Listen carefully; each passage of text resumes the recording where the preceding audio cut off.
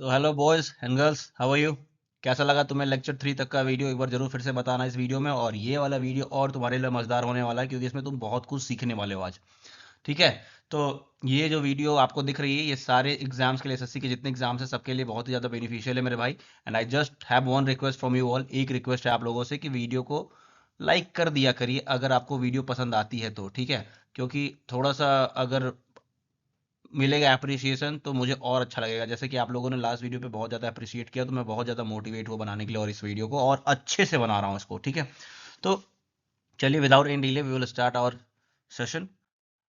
ये जो सीजीएल का 2024 का 10 तारीख का सिर्फ फर्स्ट का पेपर है ये।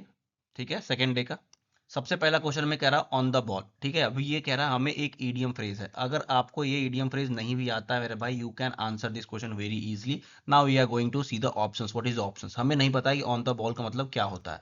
Let's explore the options. Aware of any changes और developments but slow to react to them. Okay. Aware of any changes और developments but doing nothing. Okay. Unaware, देखो अवेयर अवेयर अवेयर, अनअवेयर तो हो ही नहीं सकता पहली चीज। अवेयर ऑफ एनी चेंजेस और developments and quick to react to them. अब देखो ये दोनों तुम्हें किसी न किसी एंगल से सेम दिखाई दे रहा है। ये कह रहा है कि अवेयर तो है हम किसी डेवलपमेंट या चेंजेस से, बट हम उसमें स्लो रिएक्ट करते हैं या रिएक्ट नहीं करते हैं। ठीक है? तो ये दोनों कहीं ना कहीं हमें सेम दिखाई दे रहा है, तो हमारा ये आंसर सही हो गया। ठीक है? तो इसका मतलब क्या हुआ, एक और तरीके से आप देख सकते हो कि एक आप अगर जनरल लैंग्वेज में अगर आप देखो तो कहते हो ऑन द बॉल का मतलब क्या हो गया। अब आप एक तरीके से बोलते हो I am on the mission. ठीक है? I am on the work, ऐसी चीजें बोलते हो ना। तो ये सेम चीज है। ऑन द बॉल का होने का मतलब है कि तुम्हारे हाथ में कुछ है, यू आर हैविंग समथिंग। ठीक है? जैसे तुम बॉलिंग करने जा रहे हो तो तुम ऑन द बॉल हो, या तुम क्रिकेट खेल रहे हो तो you are on the ball, मतलब बॉल को मारने जा रहे हो। तुम किसी भी तरीके से इसको सोच सकते हो। इसका मतलब ये है कि तुम कुछ जो चेंजेस है उसको देख रहे हो और उसके ऊपर तुम रिएक्ट कर रहे हो। तुम इस चीज से यहाँ से भी देख सकते थे कि ये दोनों कह रहे हैं कि या तो वो स्लो रिएक्ट करता है या तो रिएक्ट नहीं करता है। तो ये दोनों में से कोई एक ऑप्शन तो हो ही नहीं सकता। यही सबसे अलग ऑप्शन है और यही हमारा आंसर है। ठीक है? बाकी आप इसको याद भी कर लीजिएगा। क्वेश्चन नंबर 2 देखते हैं। क्वेश्चन नंबर 2 कह रहा है a small group of people who spend they, देखो ये कॉमन सेंस का क्वेश्चन है। ठीक है? कॉमन सेंस का question, you don't need any vocabulary बहुत बड़ा कि तुम्हें ये आना चाहिए, बट स्टिल आपको आना चाहिए। अ small group of people who spend their time together and do not welcome other people into that group. ठीक है? एक ऐसा ग्रुप जिसमें कि स्मॉल ग्रुप है, जिसमें कि कुछ लोग होते हैं और वो अलग से जो बाहर के लोग होते हैं उनको इसमें घुसने नहीं देते हैं, उसको क्या बोलते हैं? एम्प्लॉइज? नहीं, क्यों? एम्प्लॉइज ऑफिस में होते हैं, बहुत सारे एम्प्लॉइज होते हैं भाई। लॉबी? लॉबी में भी बहुत लोग होते हैं। तुम जैसे कि पबजी खेलते हो। ठीक है? तो जब तुम पबजी खेल रहे हो तो देखते नहीं 100 लोग लॉबी में वेट कर रहे होते हैं। जब 100 लोग भर जाते हैं तो फिर एरोप्लेन में बैठ के हम उड़ जाते हैं और फिर कूदते हैं नीचे मारने के लिए। तो लॉबी तो हो नहीं सकता। स्क्वाड? स्क्वाड में सिर्फ 4 लोग होते हैं, यहाँ पे किसने स्पेसिफाई नहीं किया है। स्क्वाड में 4 भी नहीं होते, मतलब ऐसे लोग होते हैं जैसे कि तुम्हारा पबजी का ही तुम्हें देख लो, स्क्वाड होता है। स्क्वाड में आ गया 4 लोग हैं, तो ऐसा कुछ स्पेसिफिक तो बता नहीं रहे, यहाँ बोल रहे हैं कि स्मॉल ग्रुप है। तो ये आंसर भी नहीं हो सकता। तो हमारा आंसर एक ही बच रहा ऑप्शन, ये आंसर सही है, क्ली। क्ली को हम क्या बोलते हैं? अ small group of people who spend their time together, जो अपना टाइम साथ में बिताते हैं और उसमें किसी और को आने नहीं देते हैं। That was your answer. This is the way you are going to answer the questions अगर तुम्हें नहीं आते हैं तो। क्वेश्चन नंबर 3 की बात करते हैं। क्वेश्चन नंबर 3 कह रहा है he tried to alleviate the sufferings of his neighbour. अब मैं मान लेता हूं कि आपको इस क्वेश्चन में कुछ भी नहीं आता है। Okay? You don't know anything about this question. तो मेरे भाई देखो क्या कह रहा है कि अगर तुम हिंदी समझने की कोशिश करो तो उसने कोशिश की the suffering of the neighbours. तो या तो यह हो सकता है कि या तो कम करने की कोशिश की, ठीक है, या तो ज्यादा करने की कोशिश की। ठीक है? लेकिन अगर तुम एक ह्यूमन वे में लेके चलो तो हम मान के चलते हैं पहला ऑप्शन की इसका मतलब है कि कम करने की कोशिश की। ठीक है? Alleviate the suffering of this neighbour, उसने अपने नेबर की जो भी परेशानी थी उसको कम करने की कोशिश की। ठीक है? तो जब हम इसको कम करने की कोशिश कर रहे हैं, हमें साइनोनिम बता रहा है, तो हमें ऑप्शन में क्या होना चाहिए? कम होना चाहिए। उसका ऑप्शन का मतलब क्या होना चाहिए? कम होना चाहिए। जो भी हमारा आंसर है उसका कम होना चाहिए, लेस उसका आंसर होना चाहिए, या उसके मिलता जुलता होना चाहिए। देखो पहला ऑप्शन क्या है? इंटेंसिफाई। इंटेंसिफाई मतलब क्या हो गया? एम्पलीफाई हो गया, इंटेंसिफाई हो गया, इंटेंस हो गया, एकदम जो नहीं बोलते कि एकदम मामला गंभीर हो गया, इंटेंस हो गया। तो ये बढ़ा रहा है, ये ऑप्शन नहीं हो सकता। रिलीव? रिलीव मतलब होता है आराम करना या किसी को जाने देना या छोड़ देना, मतलब कि एक तरीके से किसी को सुख पहुंचाना या किसी को कुछ अच्छी खुशी देना या कुछ ऐसा करना, ऐसा हो सकता है। लेकिन मान लेते हैं कि ये ऑप्शन हो सकता है, but we will hold on it. अच्छा, स्वेल? स्वेल मतलब होता है सूजना, फूलना, समझते हो ना? स्वेलिंग हो गई है पैर में, हाथ में, सिर में। तो ये भी नहीं हो सकता क्योंकि ये भी कहीं ना कहीं से बढ़ने का हमें वो दे रहा है सेंस कि हाँ ये यहाँ पे कोई चीज बढ़ रही है। ठीक है? तो ये ऑप्शन भी नहीं हो सकता। और ऐड मतलब तो हम जानते हैं जोड़ना होता, तो ये हो नहीं सकता। तो हमारा आंसर क्या हो गया? रिलीफ हो गया, है ना? अच्छा, ये एक तरीका था, लेकिन आपके दिमाग में एक ये क्वेश्चन होना चाहिए कि सर ऐसा भी तो हो सकता है कि इस एलिवेट का मतलब क्या हो, इस एलिवेट का मतलब बढ़ाना ही हो। हमने तो कम करने का लेकर सोच के चला है, लेकिन हो सकता है कि इस एलिवेट का मतलब बढ़ाना हो। मान लेते हैं इस एलिवेट का मतलब होता है बढ़ाना, ठीक है, इंक्रीज करना। तो हमें साइनोनिम में क्या होना चाहिए, इंक्रीज होना चाहिए। साइनोनिम जो भी हमारा आंसर होगा उसका मतलब इंक्रीज में होना चाहिए। तो ऐड का मतलब इंक्रीज है, स्वेल का मतलब इंक्रीज है, इंटेंसीफाई का मतलब इंक्रीज है। तो भैया एक क्वेश्चन का 3 आंसर तो नहीं हो सकता ना। इसका मतलब एलिवेट का मतलब होता है कम करना, और इसका आंसर रिलीफ सही है। इंटेंसीफाई गलत है, स्वेल गलत है और ऐड गलत है, क्योंकि ये तीनों साइनोनिम है। अगर देखा जाए तो इंटेंसीफाई, स्वेल और ऐड तीनों साइनोनिम है, बस यही एक अलग है, तो यही उसका अलग हो जाएगा आंसर। समझ में आया? आगे चलते हैं। Question number 4, he was travelling with fear. अब देखो नॉर्मल कॉमन सेंस का क्वेश्चन है, ओनली कॉमन सेंस, ठीक है। इससे पहले वाला भी क्वेश्चन जो कॉमन सेंस का ही था, कह रहा है कि he was travelling with fire. अब नहीं फियर नहीं बोलते कि डर के मारे कांप रहा है, डर के मारे थरथरा रहा है, कांप रहा है। हाँ, तो थरथराने का मतलब क्या होता है, सीवरिंग। कांपने का मतलब क्या होता है, ट्रेम्बलिंग। साइनोनिम पूछा है तो ट्रेम्बलिंग सीवरिंग एक ही हो गया, नहीं आंसर नहीं हो गया। अच्छा, डर के मारे थरथरा रहा है, तो डर के मारे रो रहा है, ये भी हो सकता है। He was trembling with fear, he was trembling with fear मतलब, लेकिन ट्रेम्बलिंग और सिवरिंग ये भी ध्यान से, ही वॉज डर के मारे रो रहा है, ये नहीं, ये हमारे हम बोलते हैं किसी स्पेसिफिक पर्सन को कि हाँ डर के मारे रो रहा है, लेकिन हम जनरली क्या यूज करते हैं कि डर के मारे एकदम कांप रहा है, थरथरा रहा है। तो that will be our answer. Weeping नहीं हो सकता, रनिंग नहीं हो सकता, क्योंकि हो सकता है इस किसी स्पेसिफिक कंडीशन में हम बोले कि डर के मारे दौड़ रहा हो। और एक इंट्रीपीड होता है, और इंट्रीपीड का मतलब होता है, आप याद करिएगा, इंट्रीपीड का मतलब होता है हिम्मत वाला, ठीक है, करेजियस। जिसके अंदर करेज हो, हिम्मत हो, उसको बोलते हैं इंट्रीपिड, ठीक है। तो इंट्रीपिड हो नहीं सकता, क्योंकि यहाँ पे डरने की बात हो रही है। तो हमारा आंसर क्या हो गया, सिवरिंग। वैसे भी हम आपको पता ही है कि ट्रेम्बलिंग मतलब हो गया कप का पाना, सिवरिंग मतलब हो गया थरथराना, तो ये बात एक ही है। इस तरीके से आप इस क्वेश्चन को सॉल्व कर सकते थे। क्वेश्चन नंबर 5, और ये क्वेश्चन थोड़ा सा है, आपको थोड़ा सा दिमाग ज्यादा लगाना पड़ेगा। बाकी अगर आपको इसमें 30-40% भी नॉलेज है तो आप आराम से इस क्वेश्चन को कर सकते हैं मेरे भाई। क्लियर बैलेंस, ये ऐसा क्वेश्चन है, तुम 30-40 क्या, मैं मान के चलता हूँ कि आपको 50% नॉलेज होना चाहिए इस क्वेश्चन को करने के लिए कम से कम, ठीक है। इक्विवोकल, इक्विवोकल एक तो समझ में आ रहा है कि वोकल, वोकल मतलब होता है बोलने से कुछ रिलेटेड हो रहा है, ठीक है। वोकल मतलब होगा बोलने से रिलेटेड। वोकल मतलब क्या हो रहा है, बोलने से रिलेटेड। तो बोलने से रिलेटेड हमारा ना ही बैलेंस बन रहा है, लेकिन हमारा क्लियर बन सकता है कि हाँ क्लियर बोलना है, या क्लियर कुछ बोल रहा हो, तो बैलेंस तो नहीं हो सकता, ठीक है। रिप्रेजेंटेटिव नहीं हो सकता, क्योंकि रिप्रेजेंटेटिव कुछ अलग ही सेंस होता है, उसकी बात छोड़ दो। अब हमारा ये दो क्वेश्चन फंस गया, एम्बिग्यूअस और क्लियर, ठीक है, एम्बिग्यूअस और क्लियर। अब यहाँ पे आप फंस जाएंगे, क्योंकि आपको यहाँ पे पता होना चाहिए कि इक्विवोकल का मतलब क्या होता है, क्योंकि ये दोनों ही एम्बिग्यूअस। एम्बिग्यूअस मतलब क्या होता है, एम्बिग्यूअस मतलब होता है कि जिसका अर्थ स्पष्ट ना हो, ठीक है। क्या उसका मतलब, उसके दो मतलब निकल रहे हो, उसका कोई स्पष्ट अर्थ ना हो। एम्बी मतलब होता है टू, ठीक है, एम्बी मतलब होता है टू, याद रखिएगा, एम्बी मतलब होता है टू। तो एम्बिग्यूअस मतलब होता है कि किसी के दो अर्थ निकल रहा हो, मतलब स्पेसिफिक अर्थ ना निकल रहा हो, ठीक है। और क्लियर मतलब होता है, क्लियर मतलब एकदम क्रिस्टल क्लियर है। तो ये दोनों एक दूसरे में एंटोनीम और साइनोनीम है, ठीक है, मतलब एंटोनीम है, मतलब ये इसका उल्टा है। लेकिन हमें ये पता होना चाहिए कि इक्विवोकल का मतलब क्या होता है। तो मैं आपको बता देता हूँ, इक्विवोकल, इक्विवोकल का मतलब होता है जिसका अर्थ स्पष्ट ना हो, अर्थ स्पष्ट ना हो, ठीक है। इसको आपको याद करना, जिसका अर्थ स्पष्ट ना हो उसको बोलते हैं इक्विवोकल। तो जिसका अर्थ स्पष्ट ना हो उसको इक्विवोकल बोलते हैं। और सिमिलर मीनिंग पूछा तो सिमिलर मीनिंग हम किसके साथ चले जाएंगे, एम्बिग्यूअस के साथ चले जाएंगे। मैं आपको फिर से बता रहा हूँ, इसमें आपका कोई लॉजिक नहीं लग रहा है। आप मैक्सिमम से मैक्सिमम इन दो क्वेश्चन के ऑप्शंस को हटा सकते थे, लेकिन आपको इसको आंसर करने के लिए ये चीज पता होनी चाहिए थी। लेकिन मेरे भाई मैं आपको एक और चीज बता दूं कि ये आप अभी देख रहे हैं फोर्थ लेक्चर में, मैं आपको बता रहा हूँ ये छठे सातवें लेक्चर में फिर से आपको ये मिलेगा, क्योंकि एसएससी के इंग्लिश का जो पैटर्न है वो बहुत ही ज्यादा रिपीटेटिव है, बहुत ही ज्यादा रिपीटेटिव है भाई। बहुत क्वेश्चन, 90 से 95% क्वेश्चन जो होते हैं वो रिपीट होते हैं। तो आप कहीं ना कहीं इसको पढ़ोगे, अभी अगले आने वाले जो हमारे पास 30-40 जो भी लेक्चर आएंगे उसमें आप कहीं ना कहीं इसको पढ़ोगे। तो आप इसको चिंता बिल्कुल मत करो कि यहाँ पे लॉजिक नहीं लगा तो आप नहीं कर पाओगे, नहीं। अभी जैसे जैसे आगे हम बढ़ते जाएंगे वैसे वैसे आपको ये चीजें याद होती जाएंगी, जैसे जैसे आपको चीजें याद होती जाएंगी वैसे वैसे चीजों में आप कई कई क्वेश्चन में बिना लॉजिक के आप डायरेक्ट भी आंसर मारोगे, आपको वहां पे लॉजिक लगाने की जरूरत नहीं पड़ेगी, समझे। तो आपको क्या करना है, आपको बस यहाँ से रेगुलर रहना है और कुछ भी नहीं। और मेरे एफर्ट को थोड़ा सा अप्रिशिएट करना है, ताकि मैं लगातार काम करता रहूं आपके लिए, ठीक है। तो इक्विवोकल का मतलब क्या होता है, एम्बिग्यूअस, एम्बिग्यूअस मतलब जिसका अर्थ स्पष्ट ना हो, ये ऑप्शन हो गया इसका। क्वेश्चन नंबर 6 की बात कर लेते हैं। अच्छा, एम्बिग्यूअस यहाँ पे मैंने दे रखा है, आप यहाँ से मंथन एप्लीकेशन डाउनलोड कर सकते हैं, लिंक है आपके डिस्क्रिप्शन में। मंथन एप्लीकेशन डाउनलोड करेंगे, वहाँ पे आप अपने प्रोफाइल के पास क्लिक करेंगे, जिसमें ऐसे 3-3 लाइन होती है, वहाँ पे चाहे मंथन के लोगो पे क्लिक करोगे, यहाँ पे जहाँ पे मंथन लिखा हुआ है, वहाँ पे आपको दिखाई देगा एक option free material. Free material में जाओगे, आपको ये पीडीएफ मिल जाएगी वहाँ पे, ठीक है, फ्री में। आप वहाँ से जाके इसको डाउनलोड कर सकते हो और आपको ये रिवाइज करना है। क्वेश्चन नंबर 6 की बात कर लेते हैं। क्या कह रहा है, द मोरबी ब्रिज मिसहैप। अब देखो मिसहैप का मतलब क्या होता है, miss happening.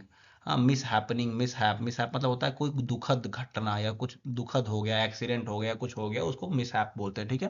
Has left Gujarat in a deplorable state, ठीक है। अब देखो ये यहाँ पे साउंड वाला गेम फिर से आ गया। अब पूछा यहाँ पे साइनोनिम, ठीक है। जैसे मैंने कल तुम्हें बताया था, कौन सा क्वेश्चन था वो, टाउट और टाइट वाला। मैंने तुम्हें बताया था टाउट और टाइट अब बताया था, और दोनों सिमिलर साउंड कर रहे थे, और दोनों में साइनोनिम पूछा था, इसलिए मैंने टाउट का आंसर टाइट मार दिया था। वही काम मैं यहाँ भी करूंगा। डेप्रोरेबल का हमें साइनोनिम पूछ रहा है, तो हम सिमिलर साउंड करने वाले को मार सकते हैं, डेप्रोरेबल और डेस्पिकेबल। आंसर हो गया। मार देना चाहिए, ठीक है, सही है। अब आप लोगों को ये लॉजिकल लग सकता है, आई नो, बट मैं बता रहा हूँ, ये इंग्लिश की लैंग्वेज है, ठीक है। ये लैंग्वेज है, इसमें कोई हार्ड एंड फास्ट रूल नहीं लगे हैं, कोई साइंस के इसमें, साइंस का कोई इसमें वो नहीं लिया गया है कि आपको एकदम कोई बढ़िया नियम है, आपको उसको प्रूफ करना होगा, आपको उसको डिराइव करना होगा, ठीक है। ये लैंग्वेज है, ये ऐसे ही बनाया गया है, ऐसे ही डेवलप हुआ है ये, ठीक है। तो डेप्रोएबल आप आगे डेस्पिकेबल के साथ मार दी। डेप्रोएबल मतलब होता है दुखद, दुख, ठीक है। दुख दुख के स्टेट में चला गया हो, तो उसको बोलते हैं डेप्रेबल। जैसे कि जो जो घटना हुई है ब्रिज की, मोरबी ब्रिज की जो घटना हुई है, उससे जो गुजरात स्टेट है वो दुख में चला गया है। तो उसका आंसर हो गया, देखो जुबिलिएशन मतलब क्या होता है, खुशी। तो इसका तो आंसर हो नहीं सकता, क्योंकि साइनोनिम पूछा, दुख का साइनोनिम तो दुखी होगा। रिजॉयस, रिजॉयस मतलब क्या होता है, इसका मतलब भी खुशी होता है, हैप्पीनेस होता है। कंप्लेनिंग नहीं हो सकता, कंप्लेन मतलब होता है किसी का शिकायत करना, तो इसका तो कोई मतलब ही नहीं है। तो ये और ये खत्म हो गया, तो डेस्पिकेबल ही हमारा आंसर है। वैसे हमने साउंड से रिलेट करके इसको डेस्पिकेबल मार दिया था।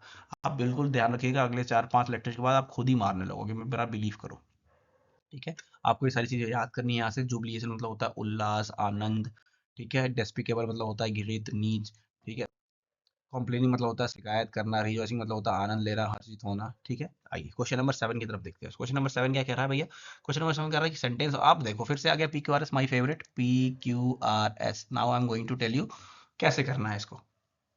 अच्छा, सबसे पहले हम देखते हैं क्या है, सबसे पहले देखते हैं कि ABDC, मतलब ये तो क्लियर हो गया भाई कि हमें बस फर्स्ट पता चल जाए फर्स्ट कौन सा है, हमारा आंसर क्लियर हो जाएगा, है कि नहीं। हमें फर्स्ट पता चल जाए आंसर क्लियर हो जाएगा, या हमें लास्ट पता चल जाए तो भी आंसर। अच्छा, लास्ट वाले में है दो, ठीक है, कोई बात नहीं। आगे चलते हैं, फर्स्ट वाले में हम देखते हैं कि अगर हम फर्स्ट पता कर लेते हैं तो हमारा आंसर क्लियर होता है कि नहीं। आइए देखते हैं क्या करा। अगर हम ए से स्टार्ट करें, तो more children go to school then at any time in the past, but more children today are out of school than any time in the past। मतलब कुछ भी क्लियर नहीं हुआ, then we will put it on a hold। Okay, hold पे रखेंगे थोड़ी देर। कह रहा है but it is not enough. But it is not ना, मतलब क्या इनफ नहीं है, but it is not enough. What is not enough, B से स्टार्ट नहीं हो सकता। Indeed it can be reasonably, क्या, इट मतलब क्या, यहाँ पे इट आ रहा है, यहाँ पे इट आ रहा है, मतलब किसके बारे में बात की जा चुकी है पहले, भाई किस चीज के बारे में बात की जा रही है, मतलब सी भी नहीं हो सकता, मतलब सी भी ऑप्शन खत्म हो गया। अब हमारे पास दो ऑप्शन खत्म हो गया, हमारे पास दो ऑप्शन बच रहा है सॉल्व करने के लिए, ठीक है। हमारा या तो ए से स्टार्ट होगा या तो डी से स्टार्ट होगा, यहां तक हम क्लियर कर चुके हैं। अच्छा, अगर हम बात करें तो देखो, अब ए से स्टार्ट होने वाले में या डी से स्टार्ट होने वाले में, ये देखो, इसमें डी से एंड हो रहा है, इसमें सी से एंड हो रहा है। मतलब अगर हम ये पता कर ले कि किस सेंटेंस से एंड होने वाला है, तो ऐसे मैं इसको देखते ही आंसर मार दूंगा तुम्हारा। आ, क्या करा, डी, इसमें देखते हैं आंसर, मैं आपको ये मार दूंगा, बताऊंगा कैसे मारता हूँ। देखिए इसमें क्या हो रहा है भाई, आपको ये पता चल जाए कि लास्ट वाला सेंटेंस, लेकिन अगर आप देखें कि किसी दो सेंटेंस में सी से एंड हो रहा है, किसी दो सेंटेंस में सी से एंड हो रहा है, मतलब कि सी से ही एंड होने के ज्यादा चांसेस है, और हमारा आंसर ये हो गया। आपको तब मारना जब आपके पास टाइम की कमी हो, लेकिन आपके पास टाइम है, अगर आप देख सकते हैं कि इन दोनों में से कौन सा सही है, तो आप देख लेते हैं। सबसे पहले ए से स्टार्ट कर लेते हैं, फिर डी से स्टार्ट करके पढ़ लेंगे। पहले ए से स्टार्ट कर चुके थे हम, डी से स्टार्ट करते हैं। There are more literate people in India today. अब ये जो साइन दिया हुआ ना, आज के बारे में बात की जा रही है, मतलब ये इंडिया टूडे, लिटरेट पीपल की बात की जा रही है इंडिया में, आज के डेट में इंडिया में बारे में लिटरेट पीपल के बारे में बात की जा रही है, इलिटरेट पीपल के बारे में बात की जा रही है, उनका कंपैरिजन किया जा रहा है, ठीक है। तो ये जो सबसे पहले टुडे आ रहा है, प्रेजेंट आ रहा है, तो प्रेजेंट को हम सबसे पहले लेके चलेंगे साथ में, और हमारा उस हिसाब से आंसर सी वाला क्लियर हो जाएगा, और ये हमारा आंसर सही हो गया। बस देखो, यहाँ सी था, यहाँ सी था, पहले तो हमने इसको इसको एलिमिनेट कर दिया, ये और ये एलिमिनेट कर दिया, काम खत्म हो गया, ठीक है। लेकिन अब इन दोनों में से आंसर सही है, हाँ। बाकी तुम इसको ये देखो कि literate people in India today, इनके बारे में ही बात की जा रही है। जो भी यहाँ पे इट था, यहाँ पे इट था, ठीक है, ये जो चीजें थी, ये सब किसके बारे में बात की जा रही थी, इनके बारे में बात की जा रही थी। तो सबसे पहला हमारा यही दिखाई देगा, डी, और डी हमारा आंसर इसका सही है ना, क्लियर है। चलो। अब क्या करा, टिमिड। भैया ये भी ऐसा क्वेश्चन है जिसमें आपको थोड़ा सा नॉलेज की जरूरत है, और मैं इसके ऐसे नॉलेज है इसमें कि भैया ये आपको कम से कम 100 बार मिल जाएगा। अगर आप 50 पेपर लगा दोगे उसमें 100 बार आपको ये मिल जाएगा। Timid, spooky, anxious, daring, meek, ये सब तुमको इतनी बार मिलेगा, इतनी बार रिपीट होता है ना, घिसी पिटी तुम्हारे वोकेबलरी होती है एसएससी की, वही बार बार पूछता है। ठीक है, तो आ जाओ इसके बारे में जानते हैं क्या होता है। टिमिड मतलब होता है डरपोक। क्या होता है टिमिड मतलब होता है डरपोक, तो मतलब पूछ रहा है एंटोनिम। अगर डरपोक का एंटोनिम हमसे पूछ रहा है तो क्या होगा, हिम्मत वाला, डेयरिंग बोलते हैं ना, डेयरिंग। अब देखो, एंग्सियस मतलब हो गया परेशान,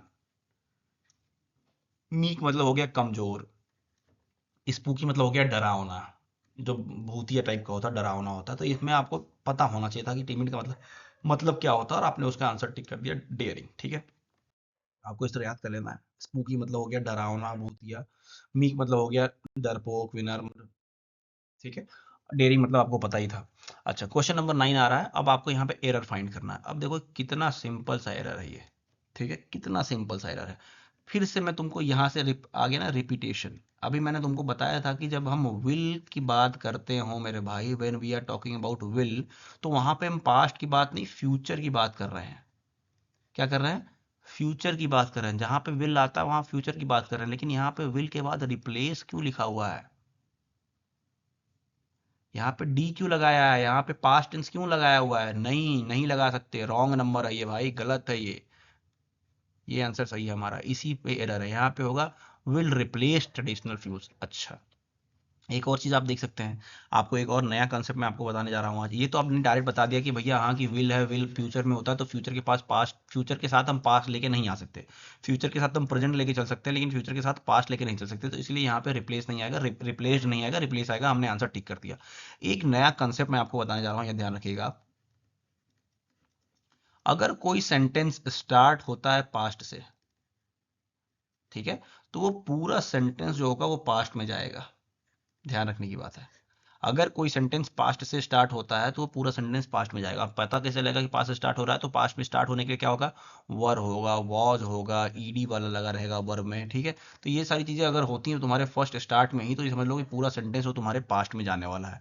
this is the very most important concept, जो कि एसएससी में बहुत ज्यादा रिपीट होता है। ठीक है, तो आपको ये भी दिख गया कि यहाँ पे जो सेंटेंस है, renewable energy sources like solar and wind power, यहाँ पे कहीं से कोई भी पास्ट दिखाई नहीं दे रहा है। ठीक है, तो जब पास्ट दिखाई नहीं दे रहा है तो हम यहाँ पे पास्ट का यूज नहीं कर सकते, यहाँ पे हम प्रेजेंट का यूज करेंगे। और वैसे भी मैंने आपको जो सिंपल ट्रिक बता दिया कि भैया विल है, विल फ्यूचर की बात करता है, तो फ्यूचर के साथ पास्ट टेंस को हम नहीं लगा सकते, तो यहाँ पे रिप्लेस्ड नहीं होगा, सिर्फ और सिर्फ रिप्लेस होगा। और यही आंसर हमारा सही है। हमने देखा भी नहीं, अगर तुम लिटरली देखोगे तो मुझे ये भी नहीं पता क्या लिखा है, ये भी नहीं पता क्या लिखा है, ये भी नहीं पता क्या लिखा है। हमने सिर्फ और सिर्फ ये देखा कि विल के साथ पास्ट नहीं आ सकता, और हमने आंसर टिक कर दिया कि यही आंसर सही है। समझ में आया। क्वेश्चन नंबर 10 की तरफ चलते हैं। अब ये देखो, ये ऐसा क्वेश्चन है जिसमें आपको याद होना चाहिए, लेकिन आप ये ध्यान रखिएगा कि यहाँ से आपको 4 ईडियम फ्रेजेज जो हैं ये याद किए जाएंगे। ठीक है, आपको तैयार होंगे। कह रहा है कि आई एम, अब यहाँ पे आपको एक ईडियम फ्रेज है, यहाँ पे मीनिंग नहीं है, ईडियम फ्रेज डायरेक्ट पुट करना है। About whether to accept the job offer और continue freelancing, both options have their advantage. अब इसका मतलब ये समझ में आ रहा है कि वो कहने की कोशिश कर रहा है कि मैं कंफ्यूज हूँ कि इन दोनों में से कौन सा जॉब ऑफर एक्सेप्ट करूँ, क्योंकि दोनों के एडवांटेज अपने अपने हैं। ठीक है, अपने अपने एडवांटेज है दोनों के, तो मैं कंफ्यूज हो गया हूँ कि कौन सा जॉब ऑफर एक्सेप्ट करूं। ये इसका मतलब यही है, ये इसीलिए परेशान है कि इसको समझ में नहीं आ रहा है कि कौन सा जॉब ऑफर एक्सेप्ट करें। ठीक है, तो ये कहने का मतलब है लेफ्ट आउट इन कोल्ड। अब लेफ्ट आउट इन कोल्ड का मतलब होता है भैया अकेले छोड़ देना किसी को। ठीक है, किसी को अकेले छोड़ देना। On the fence, on the fence का मतलब होता है मैं किसी ऑन द फेंस मतलब बाहर एकदम पेरीफेरी पे बैठ जाऊं, समझ ही नहीं आ रहा कि इधर जाऊं या इधर जाऊं। ठीक है, ऐसा नहीं होता है फेंस, मेड़ी। अब यहीं से आपको देख लेना कि आपने खेत में जो काम किया है, आपने खेत में काम किया है, आपको समझना है कि ऑन द फेंस, फेंस का मतलब हो गया ये मेड़ी। ठीक है, जैसे कि ये इधर खेत है, इधर खेत है, ये मेड़ी है। अब आपको यहाँ पे इसी फेंस पे खड़े हो, आपको समझ नहीं आ रहा कि आपको इधर जाना है कि आपको इधर जाना है। आंसर है हमारा ये, है ना। अप इन द आर्म्स मतलब होता है हाथ उठाना किसी पे, हाथ उठाना मतलब ये याद करने का तरीका है, जैसे मैंने याद किया था, हाथ उठा देना। अप इन द आर्म्स, हाथ उठा देना। हाथ उठा देना मतलब क्या, जब हाथ का उठाते हैं हम, जब गुस्सा करते हैं, तो जब गुस्सा करते हैं तो हाथ उठाते हैं, तो अप इन द आर्म्स मतलब होता है गुस्सा करना। कटिंग कॉर्नर्स, कटिंग कॉर्नर्स मतलब होता है कि जब हम शॉर्टकट ढूंढते हैं, जब किसी चीज को करने की जल्दी जल्दी, क्वालिटी पे ध्यान नहीं देते हैं हम, जल्दी जल्दी खत्म करने की कोशिश करते हैं, उसको बोलते हैं कटिंग कॉर्नर्स। ठीक है, तो आपको यहाँ से 4 इडियम्स भी याद हुए, लेकिन ऑन द फेंस इसका आंसर कैसे हमने टिक किया, हमने खेत वाले कंसेप्ट से किया। भैया हमने मेडी पे खड़ा हूँ और मुझे समझ नहीं आ रहा कि मैं इस खेत में जाऊँ या इस खेत में जाऊँ। ये बंदा भी जो है ये भी वहीं पे खड़ा है, एक बीच में खड़ा है, इसको समझ नहीं आ रहा कि ये वाला जॉब लूँ ये वाला जॉब लूँ, तो फिर दोनों का अपना अपना एडवांटेज है। तो आपने इसका आंसर ऑन द फेंस टिक कर दिया इस तरीके से। Left out in the cold यहाँ हो गया, ऑन द फेंस हो गया दुविधा में होना, फैसला ना कर पाना। ठीक है, सेम चीज। अप इन नाम मतलब गुस्से में होना, विरोध करना, और कटिंग कॉर्नर मतलब गुणवत्ता घटाना, मतलब कि शॉर्टकट अपनाना। ठीक है, सब कुछ मतलब जल्दी जल्दी करने की कोशिश करना। अच्छा, अगला क्वेश्चन आ गया, फिर से यही क्वेश्चन मैं आपको बताता हूँ। देखिए, a place where fruits trees are grown. ठीक है, प्लेस, ऐसा प्लेस जहाँ पे फलों का फलों के पेड़ होते हैं, जहाँ फल के पेड़ होते हैं। तो देखो गार्डन, गार्डन क्या होता है, गार्डन में बहुत सारे पेड़ पौधे फूल सब कुछ होता है, तो ये ऑप्शन नहीं हो सकता। म्यूजियम में पेड़ तो उगाएंगे नहीं, ये ऑप्शन नहीं हो सकता। अब आप दो जगह फंस गए यहाँ पे, कुए में और ऑर्किड में। देखो ऑर्किड की बात अगर तुम कहीं भी सुने होगे तो हिमाचल में बोलते हैं कि हिमाचल में हिमाचल ऑर्किड है। देखो हिमाचल के बारे में सुनो तो हिमाचल में क्यों, क्योंकि वहाँ पे एप्पल ऑर्किड बोलते हैं, एप्पल ऑर्किड बोलते हैं, मतलब कि पेड़ है पूरे ढेर सारे एप्पल्स के, हाँ सेब के पेड़ है हिमाचल में। तो वहां पे ही ऑर्किड, तो ऑर्किड को ही बोलते हैं मेरे भाई, ऑर्किड को क्या बोलते हैं, ऑर्किड को बोलते हैं जहाँ पे फ्रूट्स वाले पेड़ उगाए जाते हैं वहां पे ऑर्किड होते हैं। तो what is the meaning of क्वे? क्वे बोलते हैं भाई, क्वे बोलते हैं बंदरगाह, बंदरगाह को कुएं बोलते हैं। ठीक है, बे को, जैसे कि कोई किनारा हो गया, समुद्र का किनारा, जहाँ पे शिप वेप्स आती हैं, डॉक बोलते हैं इसको, डॉक बोलते हैं, डॉक हो गया, कुए हो गया। ठीक है, इसको बोलते हैं हम तुम्हारा कुए। ठीक है, बंदरगाह।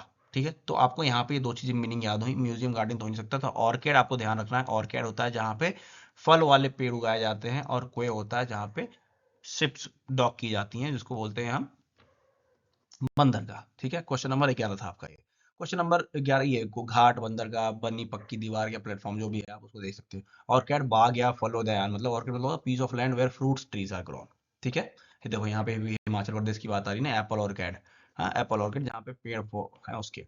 अच्छा, अब ये कह रहा है भैया कि correctly spelled word, correctly spelled word. अब ये सारे क्वेश्चन भाई तुम प्रैक्टिस है, जैसे कि आज से तुम जब 10वें 12वें लेक्चर पे होगे ना, तो जब तुम्हें ये रिवाइज होगा, जब तुम्हें किसी क्वेश्चन में किसी किसी पेपर में पूछा रहेगा बिजारे का एंटोनिम बताओ, किसी में पूछा रहेगा कि बिजारे का स्पेलिंग कौन सा गलत है, किसी में पूछा रहेगा कली मतलब क्या होता है, किसी में पूछेगा कली का स्पेलिंग सही कौन सा है, ये इसी तरह से घुमा फिरा के पूछता है। तो यहाँ पे मेरे भाई, यहाँ पे एंट्रेप्रेन्योरशिप की स्पेलिंग सही है, एंट्रेप्रेन्योरशिप की स्पेलिंग सही है, लेकिन कंसेंसस की स्पेलिंग गलत होती है।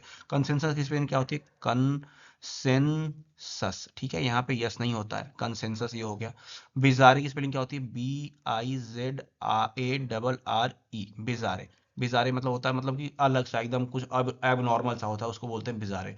कलीग मतलब क्या होता है, जो दोस्त होते हैं, कलीग होते हैं ऑफिस में काम करने वाले। EA होता है, ना कि AE होता है। ठीक है, ये AE नहीं होता है, ये EA होता है, तो ये कलीग होता है हमारा। इसमें से करेक्टली स्पेल्ड वर्ड कौन सा है, एंटरप्रेन्योरशिप। इसमें क्या होगा, आपको जब आप वो कैब पढ़ते हो, जब आप ये पढ़ भी रहे हो, तो आपको जब 2-3 बार इन स्पेलिंग्स को लिख दोगे ना, तो तुम्हारे दिमाग में घुस जाएगा। जब दिमाग में घुस जाएगा तो तुम हर बार सही करोगे। क्वेश्चन नंबर 13, देखो ये बहुत ही इंपॉर्टेंट क्वेश्चन है, बहुत ध्यान से सुनना, बहुत ही इंपॉर्टेंट क्वेश्चन है। इसमें तुम्हें बहुत सारी चीजें भी सीखने को मिलेंगी जो बार बार प्रीवियस ईयर में रिपीट होती रहती है। अब गवर्नमेंट बाय ऑफिशियल्स, अब ऑफिशियल्स जैसे ऑफिस, देखो इस क्वेश्चन को करने के लिए तुम्हें कोई दिमाग नहीं चाहिए। ठीक है, इस क्वेश्चन को तुम आराम से कर सकते हो, भले तुमको प्लूटोक्रेसी पता हो, ऑटोक्रेसी पता हो, मोनार्की पता हो, ब्यूरोक्रेसी। देखो ऑफिशियल मतलब क्या होता है, ब्यूरोक्रेट्स बोलते हैं ना, ब्यूरोक्रेट्स, जो सरकारी नौकरी वाले होते हैं, याद है ना, ब्यूरोक्रेट्स है ना, ब्यूरोक्रेट्स होते हैं जो सरकारी नौकरी वाले होते हैं, उन्हीं को तो ऑफिसर्स बोलते हैं ना, ऑफिसर्स, ऑफिशियल्स। हाँ, तो यहाँ से एक ऐसी गवर्नमेंट जो ऑफिसर्स द्वारा चलाई जा रही है, तो उसको क्या बोलेंगे, ब्यूरोक्रेसी। सिंपल है ना।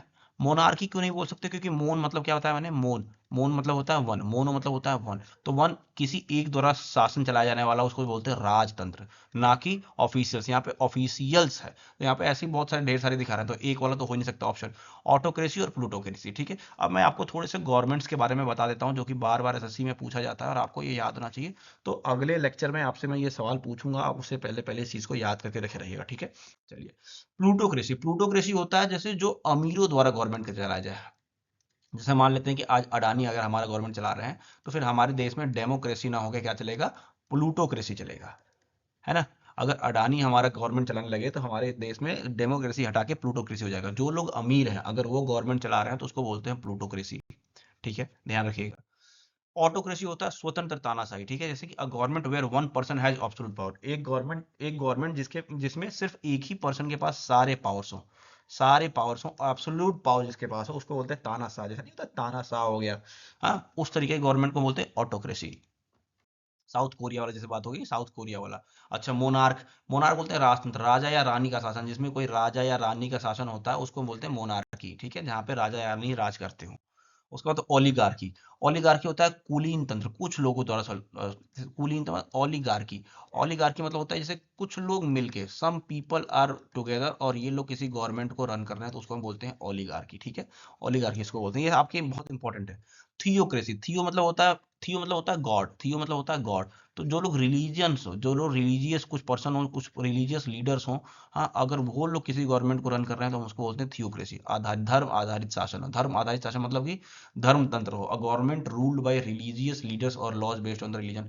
रिलीजन के बेस्ड पे, जैसे रिलीजन के बेस्ड पे चल रहा हो या फिर किसी रिलीजियस लीडर द्वारा चलाया जा रहा हो कोई गवर्नमेंट, उसको बोलते हैं क्या, थियोक्रेसी, ठीक है। और एक होता है टेक्नोक्रेसी। टेक्नो से तुमको पता चल रहा होगा कि तांत्रिक वो आ रहा होगा, तकनीकी आ रहा होगा, टेक्नो मतलब टेक्नोलॉजी हो गया। तो जो टेक्नोलॉजी के दम पे विशेषज्ञ, जैसे कोई टेक्नोलॉजी एक्सपर्ट हो, अगर वो गवर्नमेंट को चला रहा है तो उसको बोलेंगे टेक्नोक्रेसी, ठीक है। इतने तरीके के गवर्नमेंट्स आपको याद रखने हैं, और पूरे आपके एसएससी की जितने साल की आप तैयारी करेंगे, जितने भी पेपर आपके देंगे, उसमें से इससे बाहर आपका कोई भी गवर्नमेंट का क्वेश्चन नहीं आएगा, जो आएगा इसी में से आएगा, ठीक है। ध्यान से इसको अच्छे तरीके से आपको याद कर लेना है। क्वेश्चन नंबर, डेमोक्रेसी तो आपको पता ही है, हमारा भारत जो भारत, महान भारत, हमारा महान भारत है, वो डेमोक्रेटिक कंट्री है एक, हाँ, वर्ल्ड का सबसे बड़ा डेमोक्रेटिक कंट्री है। अच्छा, क्वेश्चन नंबर 14, अब ये भी स्पेलिंग है, स्पेलिंग डिसेंडिंग की स्पेलिंग पूछ रहा है हमसे यहाँ पे। हाँ, यहाँ पे ये होगा, डिसेंडिंग की स्पेलिंग गलत है, तो डिसेंडेंट की स्पेलिंग होती है ये, DESCENDANT, ठीक है। आपको याद करने वाली चीज़ है, तो आप इसको याद करिएगा। जैसे अभी आप कॉपी पेन लेके अगर बैठे होंगे तो आप इसको याद करिएगा, ठीक है। इस चीज़ को देखिएगा। डिसेंडेंट मतलब होता है जैसे कि हमारे डिसेंडेंट है, हम अपने पूर्वजों के डिसेंडेंट हैं हम, मतलब क्या बोलते हैं उसको, उत्तराधिकारी, ठीक है। Is a descendant of reputed family in the region. हाँ, ये आपको याद करने वाला क्वेश्चन है भाई, डिसेंडेंट स्पेलिंग, स्पेलिंग आपको देखनी पड़ेगी, याद करनी पड़ेगी। अच्छा, क्वेश्चन नंबर 15 क्या कह रहा है कि हमें क्या पता करना है कि सब्सटीट्यूट करना सबसे ज्यादा इंपॉर्टेंट क्या है। अच्छा ठीक है, I have been living in Hyderabad since I am born. अच्छा, सिंस आ गया, कह रहा है कि मैं हैदराबाद में रह रहा हूं जब से मैं पैदा हुआ हूं। हाँ, जब से मैं पैदा हुआ था, जब आई हैव बीन लिविंग, जब से मैं पैदा हुआ हूं तब से मैं भैया कहाँ रह रहा हूँ, हैदराबाद में रह रहा हूँ। तो since I will be born, I will be born मतलब क्या कह रहा है, मतलब कि मैं पैदा होऊंगा ना, नहीं हो सकता। सिंस आई हैव बॉर्न, यहाँ पे हैव, यहाँ पे हैव बीन आ रहा है, यहाँ पे हैव आ रहा है, दो हैव एक साथ कैसे हो सकते हैं, सिंस आई हैव बॉर्न, जब से ना, बिल्कुल नहीं हो सकता। सिंस आई बॉर्न, यहाँ पे कोई ऑक्सिलरी वर्ब भी नहीं है, I am, I was, I have, I has, कुछ तो होना चाहिए, ये ऑप्शन नहीं हो सकता। ये आंसर सही है हमारा, ठीक है। ये सिंपल सा क्वेश्चन है, लेकिन आपको यहाँ पे मैं कुछ एक्सप्लेनेशन देना चाहता हूँ, आप इसको देखिए ध्यान से।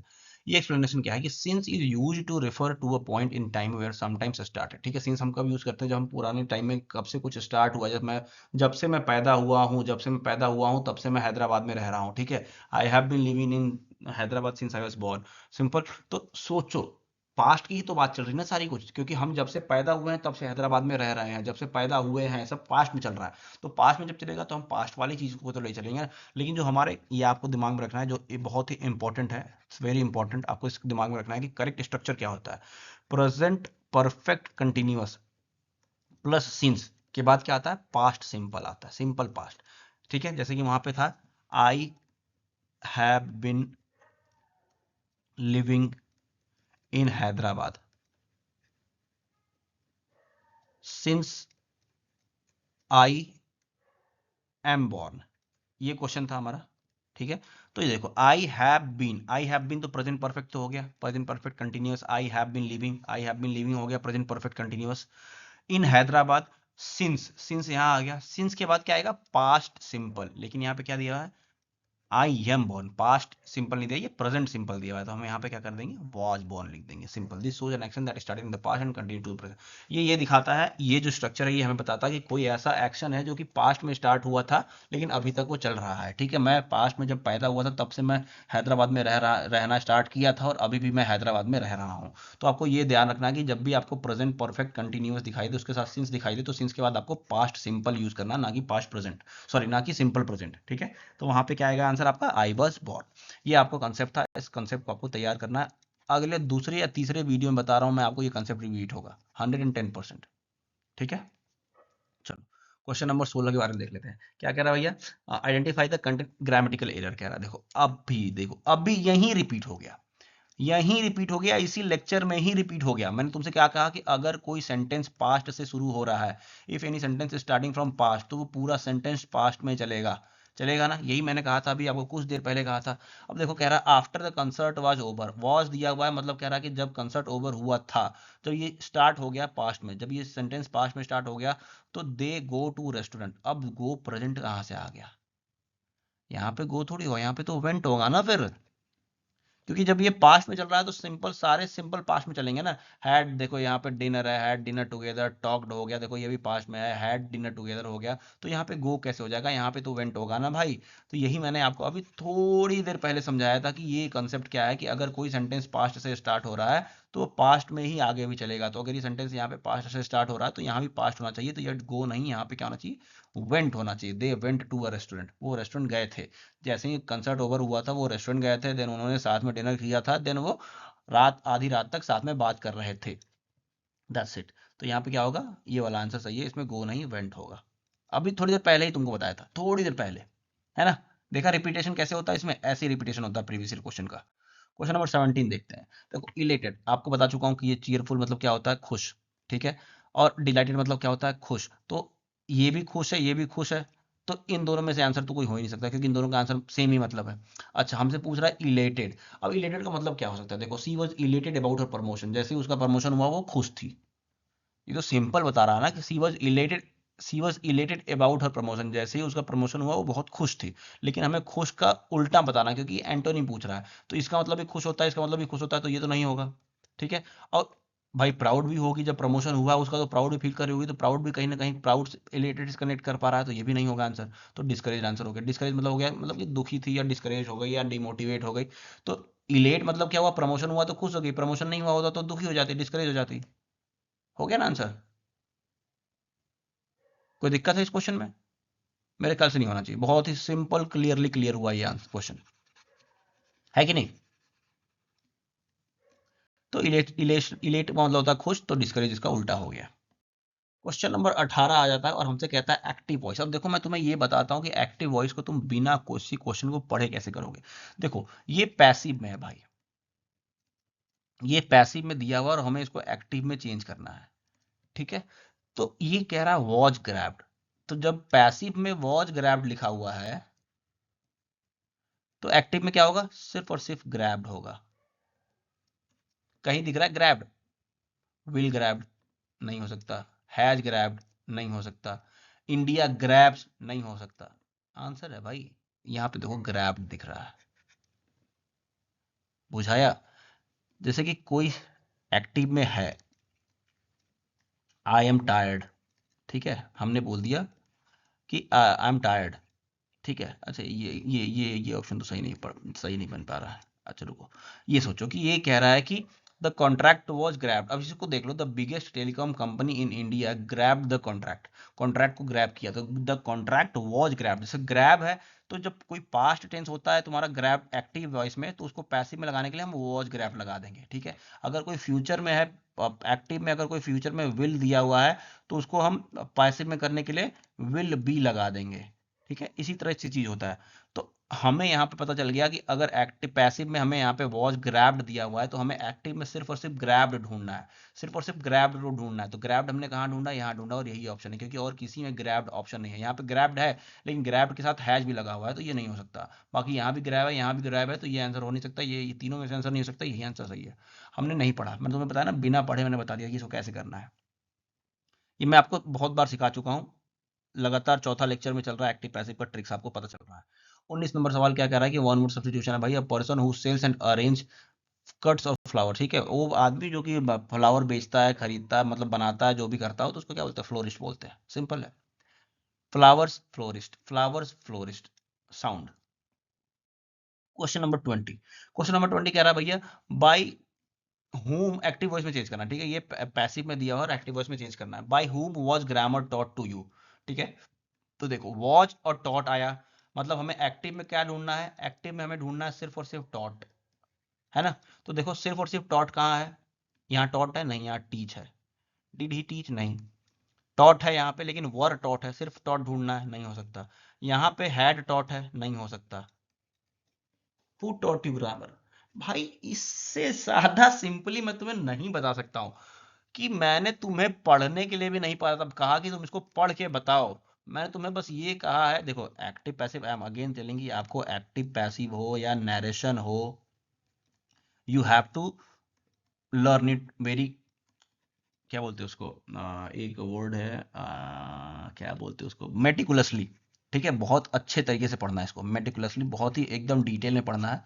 लेकिन अभी आप पढ़े हो या ना पढ़े हो, मैं आपको इसलिए इसको बता रहा हूँ कि कैसे करना है। जैसे कि हमें ये पता चल गया कि वॉज डॉट दिया हुआ है पैसिव में, जैसे मैंने आपको बताया, तो हमें एक्टिव में क्या ढूंढना होगा, सिर्फ हमें एक्टिव में ढूंढना होगा कि डॉट कहाँ दिया हुआ है। और टॉट कहाँ दिया हुआ था, टीच दिया हुआ था, नहीं है। वर टॉट दिया हुआ था, नहीं है।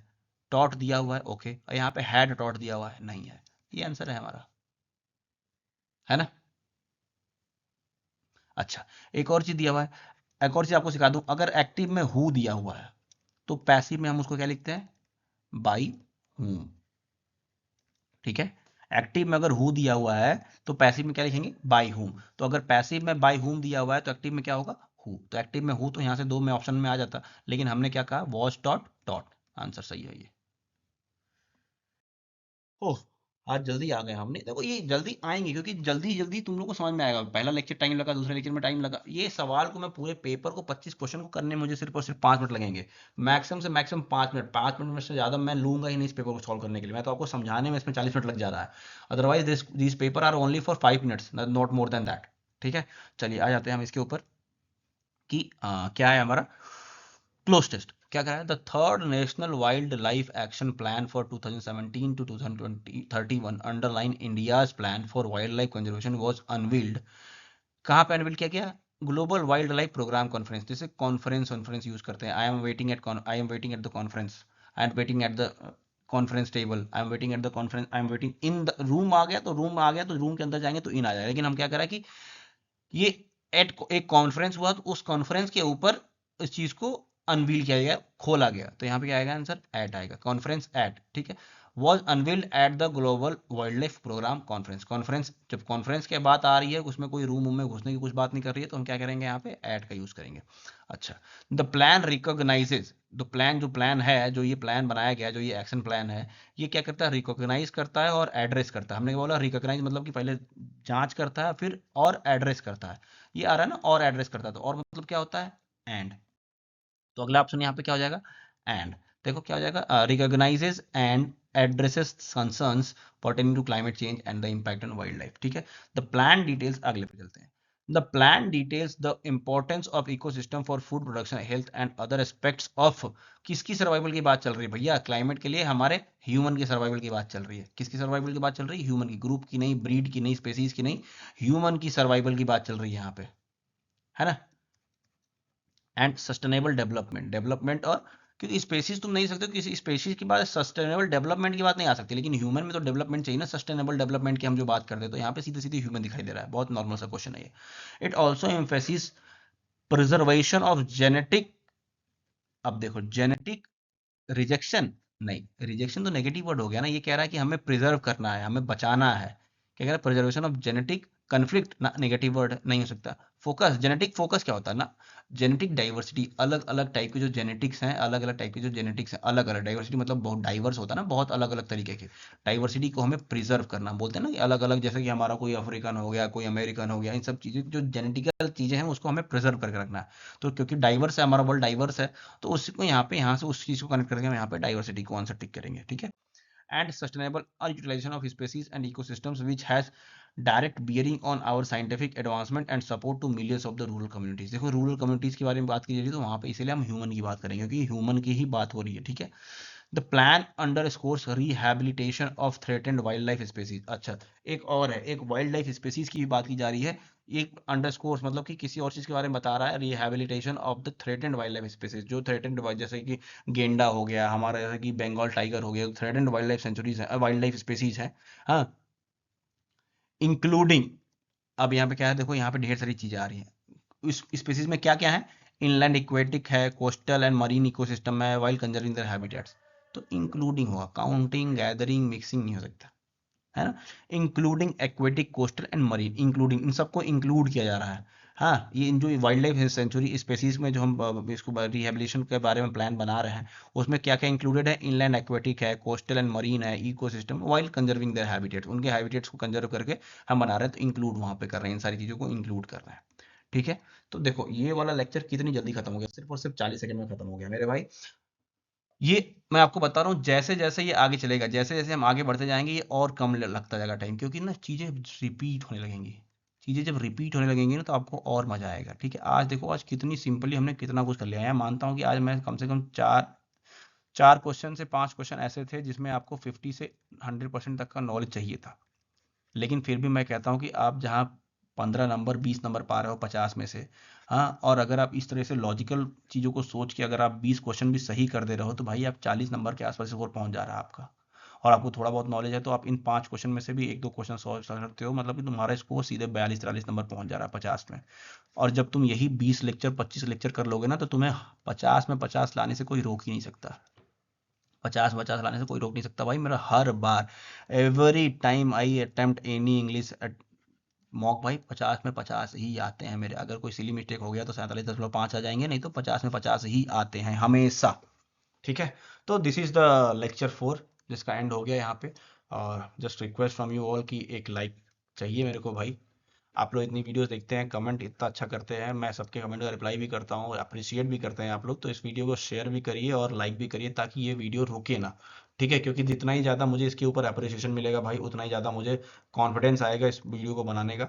सो just simple request from you guys to keep sharing, and if you are coming first time on this channel, do subscribe this channel if you like the content. If you don't like the content, don't subscribe. Simple. And don't comment. But if you like the content, whatever learned, if you have learned anything from this video, you know what to do. Hit the like button. Good night. Bye bye. Love you all. Mahadev. Jai Sri Ram.